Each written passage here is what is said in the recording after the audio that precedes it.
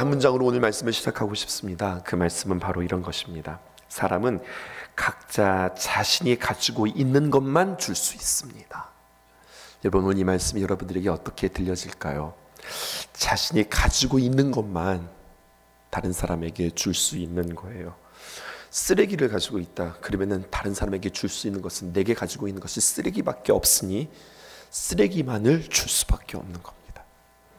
내게 양식이 있는 사람은 다른 사람에게 무엇을 나누어 줄 수 있을까요? 양식을 나누어 줄 수 있는 거예요. 사랑을 가진 사람은 가까운 사람에게 사랑을 주고요, 또 상처를 가진 사람은 가까운 사람에게 상처를 줄 수밖에 없습니다. 도대체 내 안에 무엇을 쌓아두었길래 내가 줄 수 있는 것은 그것뿐이란 말입니까? 조금 더 확장해 볼까요? 격려를 받아본 사람이 다른 사람에게 용기를 줄 수 있고요, 사랑을 받아본 사람이 그 누군가에게 사랑을 줄 수 있습니다.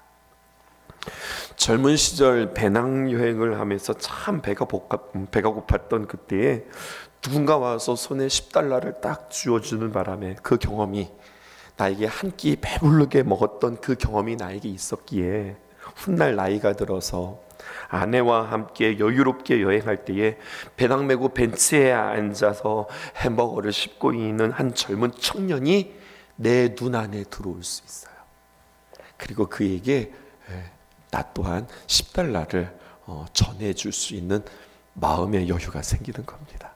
내가 과거에 그 경험이 있기 때문입니다. 오늘 본문의 말씀의 메시지는요, 우리 그리스도인들이 그 안에 무엇을 가지고 있으며, 또 그리고 우리 그리스도인들이 무엇을 줄 수 있는 존재인가, 오늘 결국 그 이야기를 주님께서 우리에게 해주시는 것 같아요. 어제 본문에 예수님께서 12제자, 12사도를 부르시는 본문 뒤에 6장 17절부터 해서 내일 본문입니다, 49절까지 산상수훈과 비교되어지는 평지 설교가 이제 쭉 진행되어지는 겁니다. 왜 평지 설교라고 별명이 붙여졌느냐? 어제 본문입니다, 17절에 보면은요, 예수께서 그들과 함께 내려오사 평지에 서시니, 이러한 본문으로 시작되어져요. 그러니까 예수님께서 12명의 제자들을 다 제자 삼아주시고 그들을 데리고 이제 산에서 내려와 평지에 쓰셔서 그들에게 전하시는 그 말씀들이 요약되어져 있는 겁니다. 그리고 이 평지 설교는 세 부분으로 나뉘어져요. 어제 본문입니다. 6장 20절부터 시작해서 띄워주실까요? 26절까지 그리스도인 그들을 복된 삶으로 초청하는 이야기예요. 그리고 오늘 본문인데요, 6장 27절에서 38절 그리스도인 그들을 사랑의 삶으로 초청하는 이야기. 그리고 내일 본문입니다. 6장 39절에서 49절까지는 그리스도인 그들을 어디로 초청하느냐? 의로운 삶으로 초청하는 이야기가 진행되어집니다.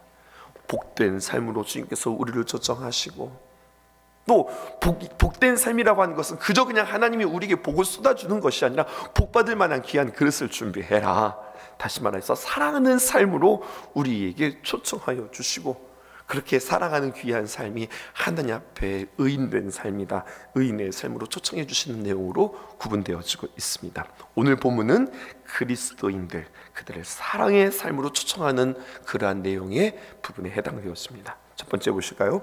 상식을 뛰어넘는 사랑입니다. 27절 우리 함께 읽어봅시다. 시작. 그러나 너희 듣는 자에게 내가 이르노니 너희 원수를 사랑하며 너희를 미워하는 자를 선대하며, 이렇게 기록되어 있습니다. 27절에 제가 번호 2개를 붙였어요. 1번 원수를 사랑하며, 또 2번 너희를 미워하는 자를 선대하며, 이렇게 적어 놓았어요. 27절에 사랑하는 삶으로 초청하면서 주님께서 제일 먼저 그러나 이렇게 이야기합니다. 그러나라고 시작하는 예수님의 두 번째 가르침, 두 번째 초청은요, 이게 강조되어지는 표현일 뿐만 아니라 너희들이 이제까지 이렇게 알고 있었지, 너희들 이제까지 이것이라고 알 수 있었지, 그런데 나는 말이야, 나는 너희에게 새로운 계명, 새로운 질서, 새로운 말을 내가 너희에게 전한다 라고 하면서 이제까지 세상에서 들어보지 못했던 새로운 가치관, 새로운 특별한 가르침이 이제 시작되어짐을 알려주고 있는 겁니다. 그러면서 27절 다시 한번 띄워주실까요? 그러나 너희 듣는 자에게 내가 이르노니, 첫 번째 너희 원수를 사랑하며, 두 번째 너희를 미워하는 자를 선대하며, 세 번째 보실까요? 너희를 저주하는 자를 위하여 축복하며, 네 번째 너희를 모욕하는 자를 위하여 기도하라 라고 하면서 예수님은 네 가지의 사랑의 원리를 이야기해 주세요. 그리고 이 네 가지의 원리의 구체적인 말씀으로 29절 보실까요? 첫 번째 뭐라고 이야기냐? 너의 입뺨을 치는 자에게 저 뺨도 돌려대고, 두 번째 내 겉옷을 빼앗는 자에게 속옷도 거절하지 말라. 또 보실까요? 세 번째 내게 구하는 자에게 주며, 네 번째 내 것을 가져가는 자에게 다시 달라 하지 말며, 다섯 번째 남에게 대접을 받고자 하는 대로 너희도 남을 대접하라. 이렇게 말씀하시죠. 예수님은 네 가지의 사랑의 원리, 이론을 말씀하신 뒤에 예수님께서는 그 사랑의 구체적인 실례를 설명해 주고 있는 겁니다. 참 좋은 말씀이고, 여러분 이 말씀 참 도전되어지는 말씀이지만, 이 말씀을 온전히 지킬 수 있는 것은 우리의 결단과 우리의 의지에서 비롯되어지는 것이 아니라, 이 말씀이 우리의 삶에 가능한 것은 성령님의 인도하심에서 비롯되어진다는 것. 그러므로 언제나 우리는 주님의 기도의 자리에서 성령님을 구하실 수 있기를 주님의 이름으로 축복합니다. 여러분, 할 수 있기에 주님께서 우리에게 도전하시는 거예요. 할 수 있기에. 우리는 이 말씀을 보면서 좋은 말씀이긴 하지만 이거 어떻게 할 수 있지? 할 수 없는 것을 우리에게 말씀하신다면, 여러분 그 하나님은 우리에게 선한 하나님이 아니세요. 할 수 있는 것을 우리에게 말씀해 주실 뿐만 아니라, 그렇게 살라고 우리에게 명령하는 것뿐만 아니라 살 수 있는 힘을 누가 공급해 주신다고 말씀하는 거예요? 우리 주님께서 공급해 주신다. 오늘 성경은 우리에게 말씀하고 있습니다. 그러므로 언제나 우리는 주님 앞에 이렇게 살 수 있게 해주세요, 각오하고 결단하는 것이 아니라 성령님의 도우심을 구하실 수 있기를 원합니다. 원수를 사랑하는 것, 내가 사랑하는 사람을 사랑하는 것, 여러분 그것은 내 감정에서 나오는 것이지만, 원수를 사랑하는 것, 여러분 이것은 주님께서 주시는 귀한 감동으로 말미암아 나의 의지에서 나온다고 하는 사실을 기억하셔야 해요. 우리의 인격이 아무리 고결하고, 또 우리의 심성이 아무리 훈련되어지고 또 좋다 할지라도, 원수를 사랑하는 경지는 아주 감당하기 높은 그러한 수준이고 높은 경지 아닐까요? 그런데 이것이 가능할 수 있는 것은 주님께서 우리 안에 원수를 사랑해라, 원수를 그냥 사랑하는 거 아니거든요. 우리 안에 어떤 마음이 먼저 처리되어야 할까요? 내 안에 있는 미움과 증오를 주님께서 잠재워 주실 때에 우리는 원수까지도 사랑할 수 있는 귀한 마음들이 우리에게 생기는 겁니다. 원수를 사랑하고 애쓰려는 노력은 세상 사람들은 결코 추구하지 않는 사랑법이에요. 세상 사람들 이런 것에 대해서 관심도 없습니다. 오직 예수 그리스도의 사랑을 경험하고 또 예수 그리스도 안에서 거듭난 사람만이 추구하는 삶입니다. 그러니까 세상에서는 만날 수 없는 그러한 주님의 귀한 말씀이고, 무엇보다도 성령 안에서 성령의 열매를 맺는 사람이 이 실천이 가능한 겁니다. 그러기에 여러분, 말씀을 담고 말씀을 닮아 우리가 그렇게 2025년도 표를 삼았는데요, 말만 멋진 것이 아니라 정말로 이 말씀처럼 그 주님의 귀한 말씀을 담게 해주세요. 이 기도 제목 또한 여러분들에게 있기를 주님의 이름으로 축복합니다. 언제나 우리의 마음속에 이런 마음이 있는 거잖아요. 네가 나한테 그렇게 했어? 네가 나한테 그렇게 했단 말이지. 그럼 나도 그대로 갚아준다. 아니, 나는 2배로 갚아줄 거야. 이런 마음들이 우리 안에 있지 않습니까? 이런 생각들이 나도 모르는 사이에 문득 떠오를 텐데요, 그때마다 주님께서 그 마음들을 잠재워 주시라고 주님 앞에 기도하실 수 있으셔야 돼요. 성경은 우리에게 이렇게 말하는 것 같아요. 사람마다 다 크기가 있다고요. 그 사람이 신장을 이야기하는 것이 아닙니다. 사람마다 크기가 있다. 여러분, 어떤 크기일까요? 신장을 말하는 것이 아니라, 어떤 사람은 아주 좁고 옹졸하고 작은 사람이 있고, 어떤 사람은 참 크고 넓고 깊은 사람이 있습니다. 나는 큰 사람일까요? 작은 사람일까요? 잘 모르실까요? 여러분, 나는 사랑의 사람입니까? 나의 사랑의 크기는 어떠할까요? 사랑의 크기도 잘 모르시겠어요? 그럼 제가 여러분 이렇게 한번 이야기해 볼게요. 양궁에서 말입니다. 양궁에서 관역이 있잖아요. 뭐 사격에서도 마찬가지고. 동심원을 그려보세요. 가장 안쪽이 몇 점인지 정확하게 모르겠는데 뭐 10점이라 합시다. 10점 만점이라 합시다. 그럼 맨 끝에를 1점이라고 하십시다. 그러면서 쫙 관역이 쭉 벌어지기 시작하죠. 맨 가운데 누가 있을까요? 당연히 내가 있죠. 근데요, 여러분 가장 가까이에 9점짜리에는 누가 있을까요? 우리 가족들이 있을까요? 8점짜리에는 누구들이 포지션이 있을까요? 우리 교우들이 있을까요? 친구들이 있을까요? 그래도 직장 사람들은 조금 멀죠. 한 7점짜리에는 우리 뭐 직장의 동료들이나 내가 또 세상에서 만나는 그러한 사람들, 혹은 내가 또 운동을 하면서 만나는 사람들, 내가 사회생활을 하면서 만나는 사람들이 있을까요? 원수는 어디에 있을까요? 원수 몇 점짜리 있을까요? 저기 끝에 1점짜리 정도 있지 않을까요? 그렇잖아요. 근데 여러분, 온 성경은 무엇을 사랑하라는 거예요? 1점에 있는 저 원수를 사랑하라는 거예요. 그런데 9점에 있는 내 가족도 사랑하지 못하면서, 내 아내도 사랑하지 못하면서, 8점에 있는 우리 교우들을 사랑하지 못하면서, 7점짜리에 있는 나의 직장의 동료들과 내가 만나는 사람들도 사랑하지 못하면서 저기 1점에 있는 원수들을 우리가 어떻게 사랑할 수 있을까요? 여러분, 원수 사랑이요, 그냥 우리에게 막연한, 그냥 허황된 이야기일 수 있고, 그냥 헛된 구호요, 의미 없는 외침이 될 수도 있다고 하는 이야기예요. 그런가 보다, 오늘 성경에 나와 있으니까 그냥 그런가 보다 라고 이야기하는 거예요. 교회 안에서 우리는 귀한 사람들을 만납니다. 다양한 사람들을 만납니다. 우리 성도와 성도들 간에 서로 사랑해야 하는 이유는, 여러분, 교회 밖의 이웃들과 성경이 우리에게 요구하는 바 원수를 사랑하기 위한 시작이고 원수를 사랑하기 위한 훈련이라고 하는 사실입니다. 우리는 거기까지 나가야 되는 사람들입니다. 이 훈련이 우리 안에 있어야 해요. 새롭게 우리에게 찾아오는 우리 새가족들에게 나아가서 한마디 전하고 환하게 웃고 인사해 주는 것조차 내가 부끄러워하고 내가 힘들어하면서 내가 어떻게 원수를 사랑할 수 있을까요? 그러니까 우리가 하나님의 귀한 말씀을 읽을 때 그냥 막연히 읽는 것이 아니라 이 말씀이 나의 삶의 실제가 되어질 수 있도록 정말로 고민하면서 읽을 수 있었으면 좋겠습니다. 사랑할 때 자유함을 얻고 천국을 맛볼 수 있고요, 미워할 때 얽매이고 미워할 때 이미 내 마음이 지옥 같습니다. 상식을 뛰어넘는 사랑으로, 또 우리는 예수님의 사람으로 우리의 인생이 언젠가는 어느 시점인가는 여러분 반드시 그런 경지까지 이르고 그 자유함과 그 천국을 맛볼 수 있는 저와 여러분들 되어지기를 주님의 이름으로 축복합니다. 두 번째, 오늘 성경은 우리에게 죄인을 넘어서는 사랑을 이야기해주고 있어요. 우리 32절은 제가, 33절은 여러분들이 34절 함께 읽어보십시다. 32절, 너희가 만일 너희를 사랑하는 자만을 사랑하면 칭찬받을 것이 무엇이냐? 죄인들도 사랑하는 자는 사랑하느니라. 너희가 만일 선대하는 자만을 선대하면 칭찬받을 것이 무엇이냐? 죄인들도 이렇게 하느니라. 함께, 너희가 받기를 바라고 사람들에게 구워주면 칭찬받을 것이 무엇이냐? 죄인들도 그만큼 받고자 하여 죄인에게 구워주느니라.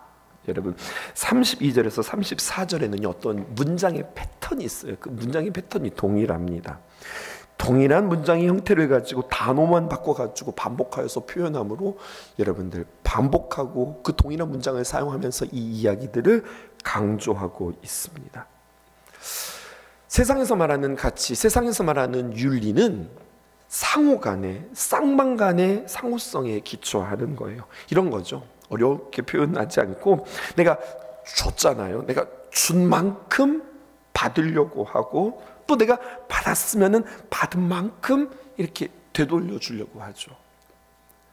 내가 무언가를 받았으면 그냥 빈 그릇 돌려보내는 것이 그렇게 아니라, 나도 뭔가를 받았으면 거기에 무언가를 담아서 이렇게 보내주는 것이, 그것이 우리 사람 사는 사이의 이치라고 그렇게 이야기하잖아요. 그런데요, 예수님께서는 그 예수님이 우리에게 말씀해 주시는 하나님의 나라의 그 법칙은 이 상호성의 원리를 뛰어넘습니다. 예수님이 말씀하시는 사랑의 기준은 누구냐? 하나님이세요. 심지어 죄인들도 사랑하시는 자, 죄인을 사랑하는 그 사랑으로 우리에게 그 사랑을 도전하고 있습니다. 하나님의 사랑이 얼마나 놀라운 사랑일까요? 이 놀라운 사랑을 먼저 맛본 이가 있으니 그게 바로 누구냐? 나는 죄인입니다. 죄인 중에 괴수입니다. 라고 고백했던 사도 바울이에요. 그가 하나님의 사랑을 이렇게 고백합니다.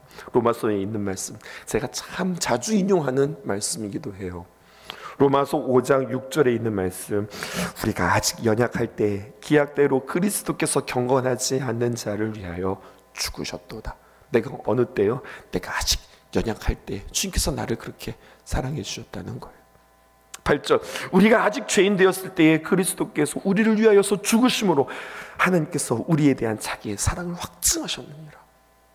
내가 어떤 사람이었을 때요? 내가 아직 내가 죄인 되었을 때에도 주님께서는 최고의 사랑으로 우리에게 그 사랑을 확증해 주셨어요. 또 10절 보실까요? 곧 우리가 원수 되었을 때에 그의 아들의 죽으심으로 말미암아 하나님과 화목하게 되었은즉 화목하게 된 자로서는 더욱 그의 살아나심으로 말미암아 구원을 받을 것이니라. 늘 여러분들에게 인용하는 말씀이었지만 오늘 이 말씀이 좀 더 새롭게 다가왔습니다. 이렇게 점점점 마치 악상기호의 크레센도처럼 말입니다. 점점 커지는 것 같지 않으세요?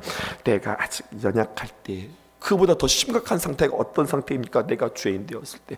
그보다 더 심각한 상태가 언제입니까? 내가 원수 되었을 때. 나의 상태가 점점 나아지는 것이 아니라 나의 상태가 점점점 커지고, 이 커지는 것은 심각한 상태가 커지는 겁니다. 그러면은요, 하나님의 사랑은 어쩌면 점점점 줄어들 수 있는데, 나의 상태가 점점점 크레센도가 되어지면 주님의 사랑은 점점점 데크레센도가 되어질 것 같은데 그렇지 않아요. 하나님의 사랑은, 우리 주님의 사랑은 그 사랑의 크기가 언제나 똑같습니다. 내가 연약할 때에도, 내가 죄인 될 때에도, 내가 원수 되었을 때에도 동일하게 하나님께서는 가장 최고의 사랑으로, 독생자 예수 그리스도를 우리에게 주시는 사랑으로 우리에게 나타나시는 거예요. 그러면서 하나님께서는 이 사랑을 너희들이 경험하며 마지막으로 하나님께로부터 인정받고 하나님께서 사랑하시는 그 사랑을 하면서 살아라, 우리에게 마지막 세 번째를 권면합니다. 그게 어떤 사랑입니까? 사랑에는 그냥 사랑으로 끝나는 것이 아니라 그 사랑으로 인하여 상받는 사랑이 있단다, 칭찬받는 사랑이 있단다. 이것을 우리에게 35절에서 38절 가르쳐주고 있습니다. 우리가 이 땅에 살아가는 그런 사랑의 방식과 윤리의 방식은 뭐라고 그랬죠?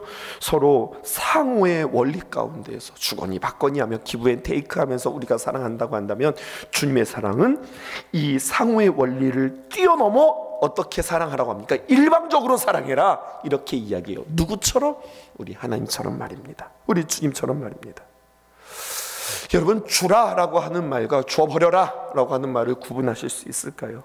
이 말을 오늘 35절에서 해석해 주고 있는 것 같아요. 35절 보십시다. 오직 너희는 원수를 사랑하고 선대하며 아무것도 바라지 말고 꾸어 주라. 아무것도 바라지 말고 그냥 꾸어 주라는 거예요. 그리하면 너희의 상이 클 것이요.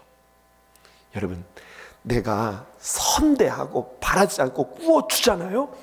그 사람이 나에게 뭔가 주는 게 없어요. 걱정하지 마, 내가 챙겨줄게.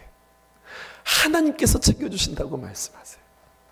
내가 준 만큼 그에게 받고 싶으세요? 아니면 내가 준 만큼 하나님께로부터 챙김받고 싶으세요? 오늘 주님께서 하나님이 챙겨주신다, 이 말씀 해주고 계세요. 이 말씀을 붙잡고 이 말씀을 믿으실 수 있기를 주님의 이름으로 축복합니다. 또 성경에 이렇게 이야기하고 있죠. 35절 계속 띄워주실까요? 또 지극히 높으신 이의 아들이 되리니, 상만 주시는 것뿐만 아니라 우리의 존재를 이렇게 만들어주시네요. 그는 은혜를 모르는 자와 악한 자에게도 어떻게 하십니까? 인자하시니라 라고 이야기합니다. 구체적인 동사 세 가지를 우리에게 이야기하고 있죠. 사랑해라, 또 선대해라, 주라. 이 의미를 굳이 각각 이게 무슨 뜻이냐 구별하면서 해석하는 것이 의미가 있을까요? 이 세 가지는 약간의 차이가 있을 뿐, 또 강조하는 면이 다르고 다른 관점에서 이야기하고 있을 뿐, 결국 다 같은 이야기 아닙니까? 오늘 이 새벽에 마지막으로 이런 도전이 여러분들에게 있었으면 좋겠어요. 내가 다른 사람에게 말입니다, 좋은 추억과 살아갈 수 있는 힘을 주는 사람 되게 하여 주옵소서. 너무 말이 멋지지 않아요? 하나님, 내가 그에게 참 좋은 추억의 사람 될 수 있도록 도와주세요. 그래서 우리 잠시 떠나보니까 알 것 같아요.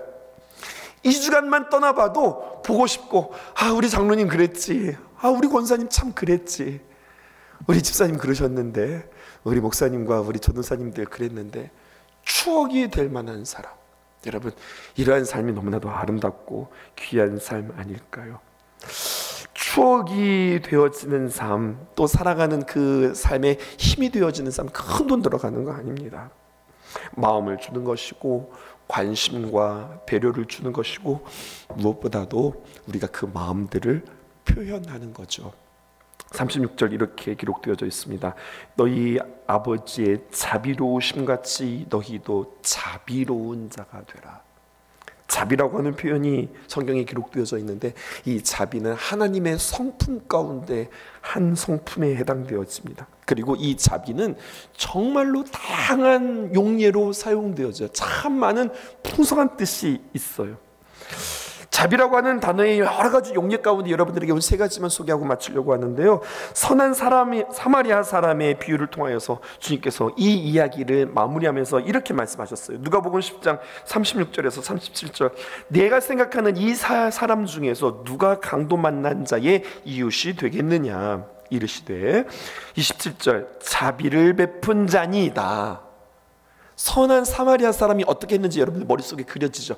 그가 바로 자비를 베푼 자다라고 이야기합니다. 예수께서 이르시되 가서 너희도 이와 같이 하라. 그 자비의 이야기가, 그 이야기를 통하여서 그 단어가 우리 마음속에 새겨지는 것 같아요. 또 로마서 12장 1절에 있는 말씀, 그러므로 형제들아 내가 하나님의 모든 자비하심으로 너희를 권하노니 너희 몸을 하나님이 기뻐하시는 거룩한 산제물로 드리라. 이는 너희가 드릴 영적 예배니라. 이렇게 이야기합니다. 보세요. 오늘 보니까 내가 하나님의 모든 자비하심으로, 번역 참 잘된 표현이에요. 자비가 그냥 딱 한 가지가 아니에요. 하나님의 그 자비하심은 정말로 다양해요. 그리고 정말로 그 자비하심이 우리의 삶 가운데 다양함으로 나타나게 되어져요. 근데 성경은 우리에게 뭐라고 도전하고 있습니까? 그 하나님의 각양각색의, 이 사람에게는 이렇게, 저 사람에게는 저렇게 다양한 자비하심, 그 모든 자비하심으로 너희에게 권하노니 너희의 몸을 하나님이 기뻐하시는 거룩한 산 제물로 하나님께 너희의 몸을 맡겨드려라. 네가 힘쓰면서 살아가지 말고 하나님의 손에 쥐어진 자로 도구처럼 살아가라. 이것이 바로 너희들의 삶 속에서 드려지는 영적 예배다라고 우리에게 말씀해 주고 있어요. 하나만 더 이야기해 볼까요? 갈라디아서 5장이면 성령의 8가지 열매 가운데 자비가 있습니다. 여러분, 이 자비는요 정말 뜬금없이 어떤 뜻이 있냐면, 그 포도가 말입니다. 포도가 맛있는 와인이 되기까지 숙성되어지는 표현이고요. 정말로 이 뜰벗던, 또 맛이 없었던 이것이 부드러워지고 풍미가 있는 그러한 와인이 되기까지 그렇게 숙성시키는 것이 바로 자비라고 하는 마음이라는 거예요. 사람이 자비롭다라고 이야기하는 것은 그 와인에 숙성되어지는 그런 특징이 있는 것 같습니다. 여유가 있고 또 풍부하고 그윽한 행동과 태도를 가지는 사람입니다. 성경은 구체적으로 두 가지 실천을 이야기하고, 그 실천이 있을 때에 우리에게 기뻐하고 상 주신 바 된다, 구체적으로 우리에게 이야기해 주고 있어요. 37절에서 38절. 비판하지 말라. 그리하면 너희가 비판을 받지 않을 것이요, 정죄하지 말라. 그리하면 너희가 정죄받지 않을 것이요, 용서하라. 너희가 용서받을 것이요. 38절에 주라. 그리하면 너희에게 줄 것이니. 네 가지 이야기하죠. 비판하지 말아라. 오늘 여러분 구체적으로 적용하면서 살아가세요. 두 번째, 정죄하지 말아라. 세 번째, 용서해라. 네 번째, 주라. 내가 그 상대방이 나에게 어떤 보상이 없을지라도 하나님께서 상으로 챙겨주신다고 말씀해 주시니, 오늘 이 말씀 구체적으로 적용하면서 비판하고 싶을 때 침묵하시고요, 정죄하고 싶을 때 오히려 그의 장점을 보실 수 있기를 원하고요, 용서 못하고 오히려 원수 갚고 싶은 마음이 내 안에 있을 때 하나님 내 마음 좀 만져주세요, 하나님 앞에 기도할 수 있기 원하고, 또 내가 굳이 줄 필요 있어? 별로 주고 싶지 않은데 라고 하는 생각이 들 때 바로 주세요. 하나님께서 주라고 하는 사인입니다. 근데 여러분, 마지막에 성경이 우리에게 이렇게 이야기하고 있잖아요. 주라, 그리하면 너희에게 줄 것이니 라고 하면서 38절 마지막으로 읽고서 우리 마치십시다. 38절 한번 띄워주실까요? 이렇게 기록되어 있어요. 그러면 곧 후이 되어 누르고 흔들어 넘치도록 하여 너희에게 안겨주리라. 너희가 헤아리는 그 헤아림으로 너희도 헤아림을 도로 받을 것이니라. 그리고 성경은 여기에 또 한 가지의 별명을 붙여줍니다. 그것을 바로 골든 룰, 황금률이라고 오늘 우리에게 이야기해 주세요. 복받는 비결이 여기다 담겨져 있는 것 같은데요, 1.1획이라도 변함이 없으신 그 하나님의 신실하신 말씀이 오늘 우리에게 선물처럼 다가오는 귀한 아침입니다. 이 말씀으로 사랑하는 귀한 성도 여러분, 오늘 하루를 살아갈 때에 천국 시민입니다. 천국의 시민으로서 그 사랑으로 살아갈 수 있는 저와 여러분 되기를 주님의 이름으로 축복합니다. 기도하겠습니다.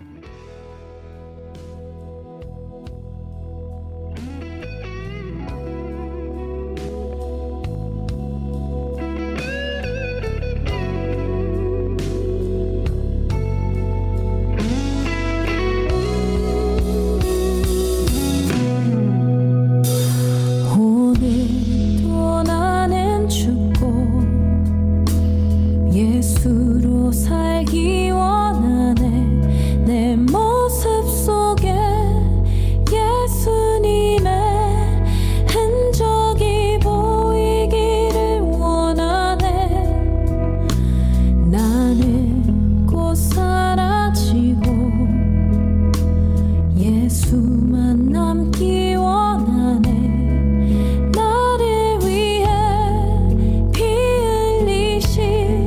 십자가 보혈의 그 사랑이 나의 영혼에, 그의 보혈이 나의 소리에, 그의 사랑이 나의 손짓에, 그의 영광이 영원토록 예수가